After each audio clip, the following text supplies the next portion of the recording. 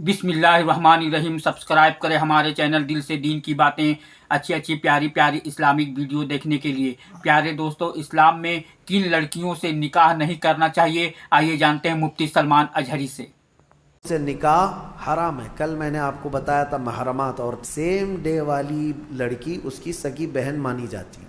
आदम अलैहिस्सलाम के बच्चे जो होते थे, रोज़ एक लड़का एक लड़की, रोज़ाना हज़रत हवा हामिला होती और शाम तक उनको बच्चे हो जाए, 2 बच्चे।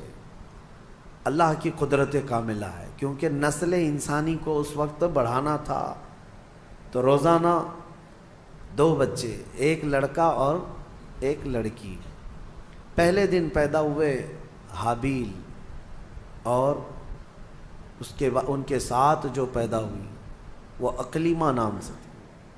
दूसरे दिन जो पैदा हुए वो काबिल, और उसके साथ यहूदा नाम की लड़की पैदा हुई। अब कानून शरीयत ये था आदम अलैहिस्सलाम की उम्मत का। उम्मत कौन है? उनकी औलाद ही। अब कानून आदम अलैहिस्सलाम चूँकि रसूल थे, शरीयत का कानून ये था कि आज जो पैदा हुआ लड़का है वो कल पैदा होने वाली लड़की के साथ निकाह कर सकता है। सेम डे वाली लड़की उसकी सगी बहन मानी जाती है।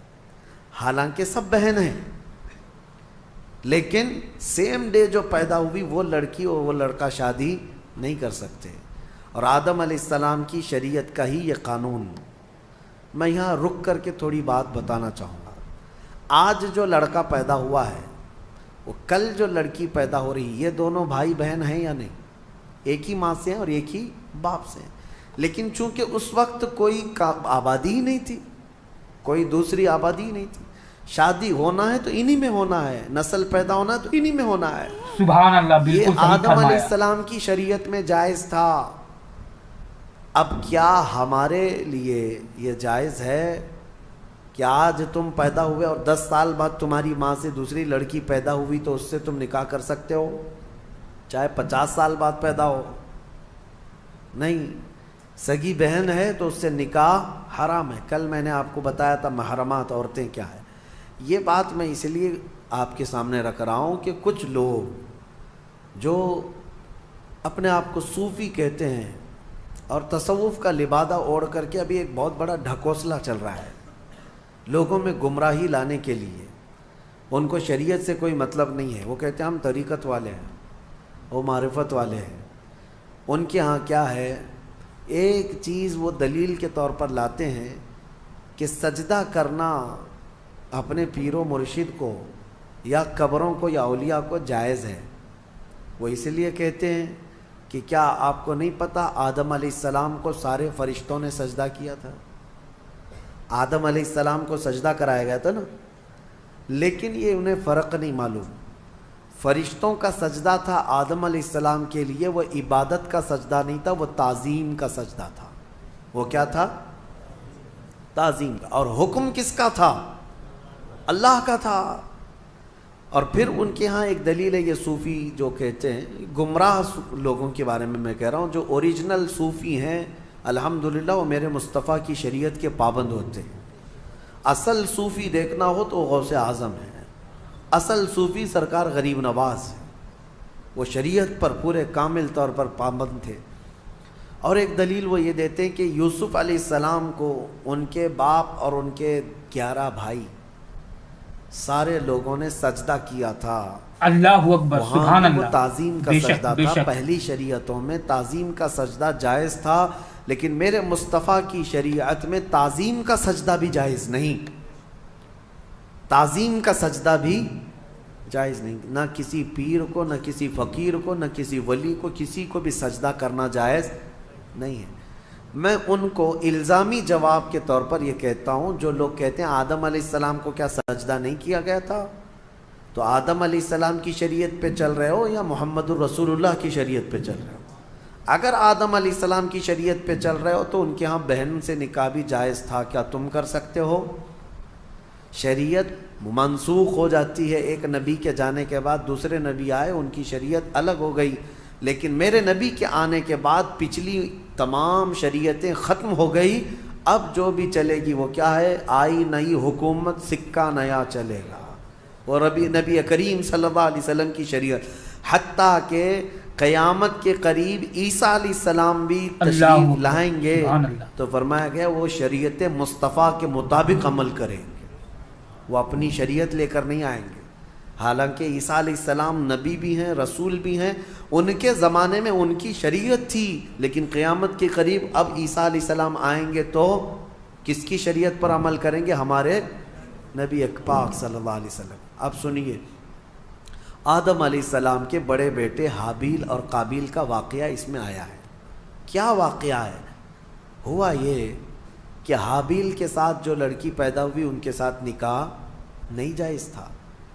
دوسرے دن جو لڑکی پیدا ہوئی یہودا، اس کے ساتھ حابیل کا نکاح ہونا تھا، اور قابیل جو دوسرے دن والا ہے اس کا نکاح پہلے دن والی لڑکی سے ہونا تھا۔ لیکن مسئلہ یہ تھا کہ قابیل کو یعنی چھوٹے بھائی کو اپنے ساتھ جو پیدا ہوئی وہ لڑکی زیادہ پسند تھی، وہ خوبصورت بھی زیادہ تھی، وہ لڑکی زیادہ خوبصورت تھی اور اسے اپنے ساتھ پیدا ہوئی لڑکی سے ہی شادی کرنا تھا۔ آدم علیہ السلام نے منع فرما دیا کہ اللہ کا حکم ہے تم اس سے نکاح نہیں کر سکتے، اس لیے کہ یہ تمہاری سگی بہن ہے۔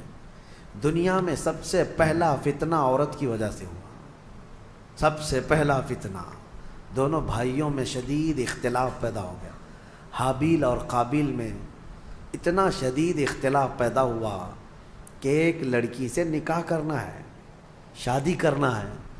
اس شادی کے چکر میں دونوں کا جھگڑا بھی ہوا، یہاں تک کہ آدم علیہ السلام نے حکم دیا دونوں کو کہ تم دونوں ایک ایک قربانی کرو جانور، اور کھلے میدان میں لا کر کے اپنی اپنی قربانی رکھو، جس کی قربانی قبول ہو گئی وہ حق پر ہے۔ اور قبول ہونے کا طریقہ کیا ہے؟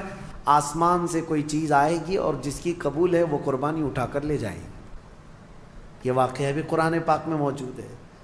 تو دونوں نے ایک ایک قربانی کی، حابیل نے بھی اور قابیل نے بھی۔ دیکھیں فیصلہ اب یہ سیدھے اللہ کی طرف سے آنا ہے۔ دونوں نے کھلے میدان میں اپنی قربانی کو ڈال دیا، جو ذبح کیا تھا انہوں نے۔ تھوڑی دیر کے بعد آسمان سے ایک آگ آئی اور حابیل جو بڑے بیٹے کی قربانی تھی اس کو آگ اٹھا کر آسمان میں غائب ہو گئی، وہ اس کی قربانی غائب ہو گئی۔ اب یہ واضح علامت تھی کہ حابیل حق پر ہے اور اللہ کا قانون بھی یہی ہے، لیکن قابیل کو نہ ماننا تھا، نہیں مانا۔ عورت کی محبت دل میں ایسی رچ بس گئی تھی کہ وہ اس حقیقی نشانی کو دیکھنے کے بعد بھی وہ نہ مانا، کہا کہ میں نہیں مانوں گا۔ آدم علیہ السلام نے بہت سمجھایا کہ حد سے نہ بڑھو، اللہ تبارک و تعالی حد سے بڑھنے والوں کو پسند نہیں کرتا۔ پھر ہوا یہ کہ آدم علیہ السلام حج پہ چلے گئے، خانہ کعبہ کی زیارت کے لیے اللہ کا حکم ہوا، آدم علیہ السلام چلے گئے۔ اب یہ واقعہ کہاں پیش آیا تھا، اس میں تاریخ میں الگ الگ باتیں آتی ہیں، لیکن بہت سارے علماء کا کہنا ہے کہ یہ واقعہ ہندوستان میں ہی پیش آیا تھا،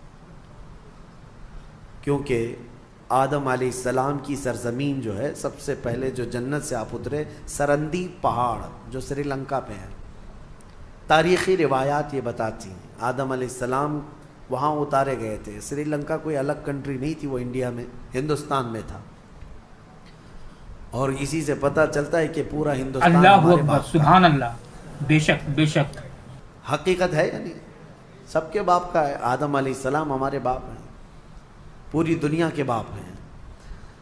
تو یہ واقعہ جب پیش آیا، آدم علیہ السلام جب حج پہ چلے گئے تو اب دونوں کے درمیان جو لڑکی کو لے کر اختلاف تھا وہ کیا ہوا، کہاں تک چل گیا۔ اب شیطان آیا، سب سے پہلے انسانوں کو بہکانے اور ورغلانے کا جو چیلنج کر کے آیا تھا اللہ کی بارگاہ سے۔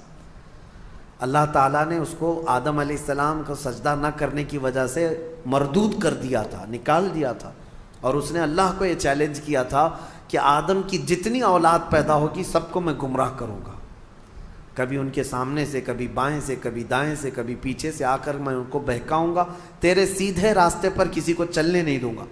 یہ اللہ سے اس نے چیلنج کیا تھا، اور اللہ نے فرمایا جا تجھے قیامت تک کی عمر دیتا ہوں، قیامت تک کی تجھے عمر ہے، جتنی کوشش کر سکتا ہے کر، لیکن رب تعالیٰ نے فرمایا میرے کچھ اللہ مخلص بندے سبحان ایسے اللہ۔ ہوں گے جن پر تیرا داؤ نہیں چل سکے گا۔ اللہ ہمیں ان مخلص بندوں میں شمار فرمائے۔ شیطان پہلی مرتبہ آیا، دونوں بھائیوں کے بیچ میں دیکھا لڑکی کو لے کر کے اختلاف ہے، تو یہاں آگ لگانا اب اس کا کام تھا۔ اس نے آ کر کے قابیل کو کہا تیرے لیے اچھا سا راستہ میں کیوں نہ بتاؤں، تیرے حق میں وہ لڑکی اچھی ہے، تجھے کرنا ہی چاہیے تھا، تیرا باپ بھی مخالف ہے، تیرا بڑا بھائی بھی مخالف ہے، لہذا ایک کام کر، اس تیرے بڑے بھائی کو دنیا سے ہی ختم کر دے، راستہ صاف ہو جائے گا۔ اس وقت تک ابھی موت نہیں معلوم کسی کو، پیدا تو ہوئے تھے لیکن موت ابھی تک کسی کی نہیں آئی ہے، نہ ہی مرنا معلوم نہ ہی مارنا معلوم تھا۔ تو قابیل کو آ کر کے ابلیس نے، شیطان نے طریقہ بتایا۔ قابیل نے پوچھا میرے بھائی کو اگر ہمیشہ کے لیے میں راستے سے ہٹانا چاہوں تو کیا کرنا ہے؟ تو ابلیس نے ایک بہت بڑا پتھر اٹھا کر کے دکھایا، کہا کہ اس طرح پتھر اٹھاؤ اور اس کے سر پر مار دو۔ تو حابیل ایک جگہ پر بیٹھا ہوا تھا، اسے بھی خبر نہیں تھی کہ بھائی اپنی موت کا سبب بنتا ہے۔ تو قابیل جو چھوٹا بھائی تھا، لڑکی کے عشق میں جو پاگل تھا، پتھر اٹھایا اور لے جا کر اپنے بڑے بھائی کے سر پر پیچھے سے دے مارا۔ جیسی ہی مارا تو وہ سر پھٹ گیا اور بڑے بھائی کا اسی جگہ پر انتقال ہوا۔ دنیا کا پہلا مرڈر ہے، دنیا کی پہلی موت اور دنیا کا پہلا قتل کس نے کیا؟ چھوٹے بھائی نے بڑے بھائی۔ کس کے لیے کیا وہ بھی پتہ ہے، عورت کے لیے کیا۔ ہوا یہ کہ قتل کرنے کے بعد اب یہ تک نہیں پتا تھا اس کو کہ کرنا کیا ہے اس لاش کا۔ سبحان اللہ، بالکل فرماتا ہے صحیح فرمایا۔ فَبَعَثَ اللَّهُ غُرَابًا يَبْحَثُ فِي الْأَرْضِ، اللہ تعالیٰ نے کوے کو بھیجا۔ کوا، دو کوے آسمان سے اڑتے ہوئے آئے، ایک کوا دوسرے کوے کو ٹھونک مارتا تھا، لڑائی دونوں کی چل رہی تھی، دونوں کووں کی لڑائی چل رہی۔ قرآن میں اللہ نے بیان فرمایا اس کو، لڑتے لڑتے ایک کوے نے دوسرے کوے کو اتنا مارا کہ زمین پر گر گیا، ایک کوا مر گیا، دوسرا کوا بیٹھا تھا۔ ایک زندہ کوا ہے اور ایک مردہ کوا ہے، کوے بھی دونوں بھائی ہی ہوں گے، اور کیا پتہ وہ بھی کسی لڑکی کے لیے لڑ رہے ہوں، لیکن یہ تو تفسیر میں نہیں ہے، کیوں لڑ رہے تھے یہ تو نہیں معلوم، لڑے اور مارا بھی ایک کوے نے، اور مر گیا دوسرا کوا۔ تو رب تعالیٰ فرماتا ہے پہلے کوے نے اپنے پیروں سے زمین کھودنا شروع کیا، کچھ زمین کھودا اور مرے ہوئے کوے کو اس گڑھے میں دھکیل دیا اور پھر پیروں سے اس کے اوپر مٹی ڈال دیا۔ تو قابیل وہ کووں کی اس حرکت کو دیکھ رہا تھا، اس کے بعد اسے یہ پتہ چلا کہ اپنے مرے ہوئے بھائی کو اس طرح زمین میں چھپا دینا چاہیے۔ تو پہلی مرتبہ قابیل نے خود قبر کھودی اور حابیل کو اس کے اندر دفن کر دیا اور اس پر مٹی ڈال دیا۔ یہ دنیا کا پہلا قتل تھا ایک عورت کے حصول کے لیے، لیکن بتایا گیا کہ اس قابیل کو بھی وہ عورت نہیں مل سکی۔ آدم علیہ السلام جب تشریف لائے تو شریعت کا حکم عدولی اور پامالی کرنے کے سزا دی گئی اس شخص کو، قابیل کو۔ عورت نہ اس کو ملی نہ اس کو ملی۔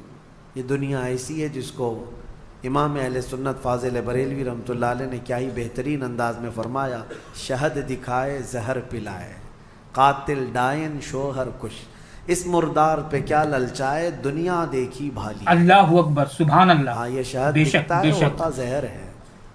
اب اس کے بعد آیت جو آئی ہے وہ ہمارے لیے سب سے بڑی عبرت کی آیت ہے۔ رب تعالیٰ فرماتا ہے من اجل ذالک کتبنا علی بنی اسرائیل، اسی وجہ سے اللہ فرماتا ہم نے یہ لکھ دیا کہ جس نے کسی ایک جان کو قتل کیا، ایک جان کو قتل کیا، اللہ فرماتا ہے فَكَأَنَّمَا قَتَلَ النَّاسَ جَمِيعًا، گویا کہ اس نے پورے انسانوں کا قتل کیا، پورے انسانوں کا قتل کیا۔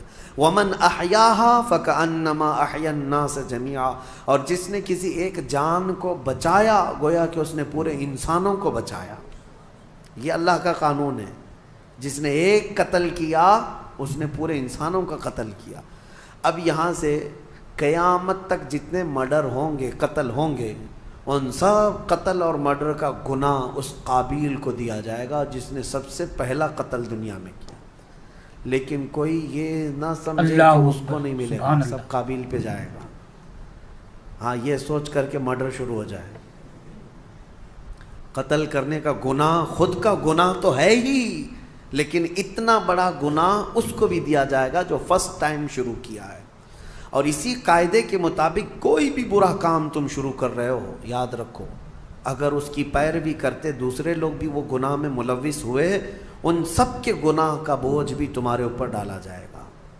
ہو سکے تو کوئی نیا کام اچھا شروع کر دو تاکہ اس کی فالو کرتے کرتے لوگ ان کی نیکیاں تم تک آتی رہیں قیامت تک۔ کوئی برا کام تم نے، بہت سارے لوگ فیشن شروع کرتے ہیں، ان کو ایسا لگتا ہے کہ یہ میرا فیشن ہے، ایک نیا فیشن۔ گناہ کو اگر فیشن شروع کیا، نیکی کو فیشن بناؤ۔ اگر اس کی کوئی اقتدا کر لیا تو اس کا ثواب تمہیں ہے۔ مثال کے طور پر نماز میں، نماز کے بعد ہم تسبیح پڑھنا شروع کر دی، سبحان اللہ و بحمدہ سبحان اللہ العظیم۔ لوگ اس کو نقل کرتے رہے۔ جس نے بھی جہاں پر بھی شروع کیا، جب تک پڑھا جاتا رہے گا شروع کرنے والے کو اس کا ثواب ملتا رہے گا۔ آپ نماز کے بعد سلام شروع کر دیے، برسوں تک اگر میرے آقا کی بارگاہ میں لوگ اسی پر نقل کرتے ہوئے سلام پڑھتے رہے تو اس نئے کام کی ابتدا کرنے کا ثواب تو ہے ہی، لیکن جتنے لوگ اس نیک کام پر عمل کرتے رہیں گے ان سب کا ثواب بھی آپ کو دیا جائے گا، اور عمل کرنے والوں کے ثواب میں بھی کوئی کمی نہیں ہوگی۔ اسی طرح گناہ کا مسئلہ ہے،